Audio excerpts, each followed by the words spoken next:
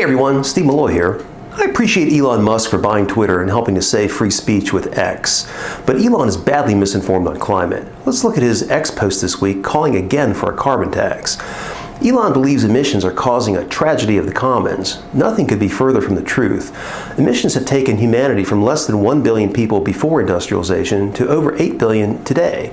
And that's 8 billion people living longer, healthier, wealthier, and freer lives than ever before.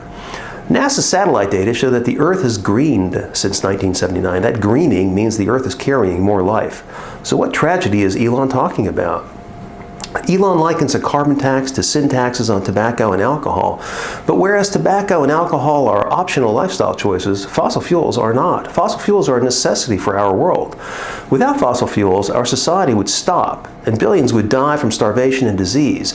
There is no substitute for fossil fuels. There are only pointlessly more expensive and inadequate alternatives like wind and solar. The world needs more fossil fuels and more emissions, not less. Elon admits that emissions present no catastrophic near-term threat, but he says a long-term threat of catastrophe is real. Based on what? I challenge Elon to produce some direct scientific evidence that emissions have had any harmful effect on anything, anywhere.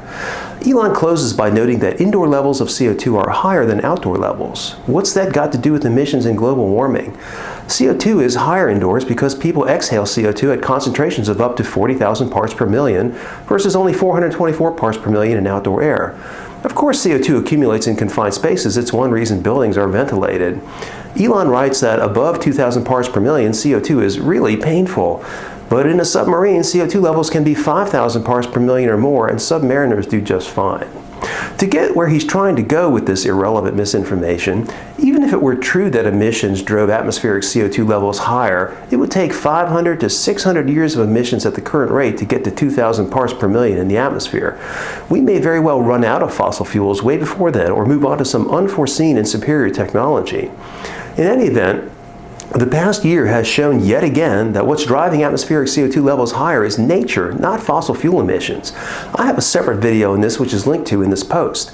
Climate catastrophism is a hoax, and a carbon tax would be a pointless and regressive penalty on energy use that would only harm the poor while enriching and empowering the corrupt.